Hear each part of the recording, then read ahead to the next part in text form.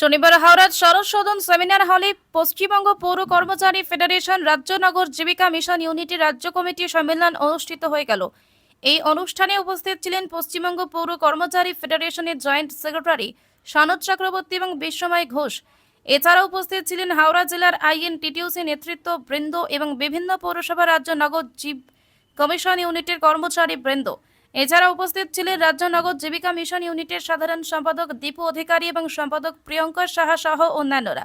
উক্ত সভায় রাজ্য নগর জীবিকা মিশন ইউনিটের কর্মচারীদের বিভিন্ন দাবি দাবা সংক্রান্ত বিষয় নিয়ে এই আলোচনা হয়। মূলত সম্পূর্ণ প্রতিবেদনটি দেখুন। সম্মেলনটা খুবই সাফল্য পেল, এটুকু আমি বলবো।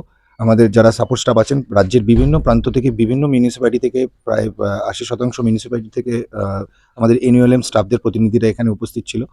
আর দীপু যেটা বললো যে রাজ্য নেতৃত্ব থেকে উপস্থিত ছিল, তো আমরা আলোচনার মাধ্যমে এটুকু ক্লিয়ার করে রাজ্য নেতৃত্বকে জানাতে পেরেছি যে আমাদের মূল দাবিগুলো কি। সেটা হচ্ছে যে স্যালারি বাড়ানো, চাকরি সুনিশ্চিত করা, অর্থাৎ 60 বা 65 বছর অবধি করা, এবং রিটায়ারমেন্ট বেনিফিটসগুলো অ্যালাউ করা।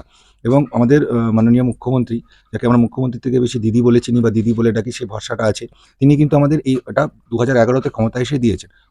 সেই অর্ডারটাই আমরা চাইছি 2024-এও আবার নতুন করে হয়েছে 1091FP2, এই অর্ডার নাম্বারটা যেন আমাদের ক্ষেত্রেও অ্যাপ্লিকেবল করা হয়। আমরা প্রায় 400 জনের মতো আছি এনইউএলএম সাপোর্ট স্টাফরা। সিও আছে, অ্যাকাউন্টেন্ট আছে, ডাটা এন্ট্রি অপারেটর আছে, মাল্টিটাস্কিং হেল্পার আছে, পুরনো নতুন সিও রয়েছে, এপিও রয়েছে। এদের সমগ্র মিলিয়ে হয়তো 400 জনের মতো কি হব। এদের জন্য চাকরি সুনিশ্চিত করা হয় ওই অর্ডার অনুযায়ী, এবং এক্সপিরিয়েন্স অনুযায়ী স্যালারিটা বাড়ানো হয়। এই দাবিগুলোই রাজ্য নেতৃত্ব আমাদের যা বললেন যে আগামী সোমবার দিন ওনারা ফিরহাদ হাকিম স্যারের সাথে দেখা করবেন এবং এই ব্যাপারগুলো ওনাদেরকে জানাবেন।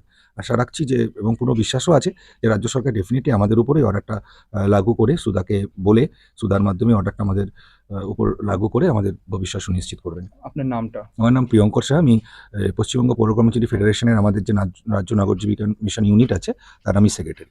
আপনাদের সম্মেলনের মূল দাবিটা একটু বলুন।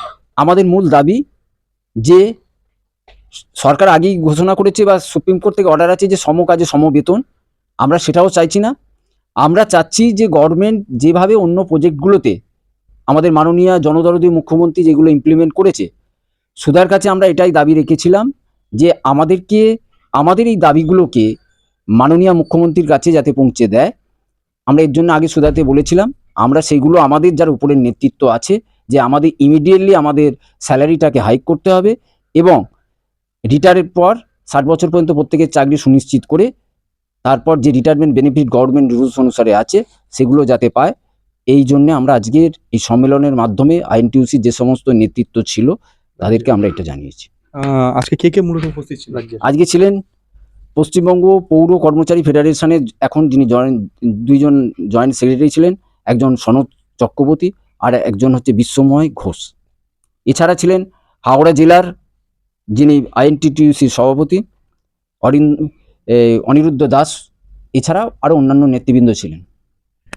তাদের কথাবার্তা দেখে আপনাদের যে দাবি দেওয়া ছিল কি বুঝলেন আপনারা?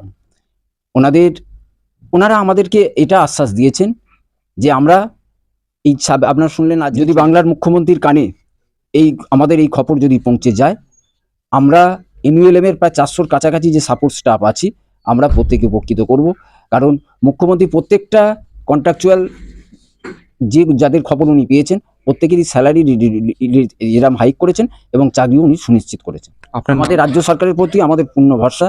আমি দীপু অধিকারী, রাজ্য নগর জীবিকা মিশন ইউনিট এর জেনারেল সেক্রেটারি। আমার পাশে আমার ইউনিটের আছে আমাদের নেতা শাহজাহান শেখ, এছাড়া আছেন রাজেশ দাস,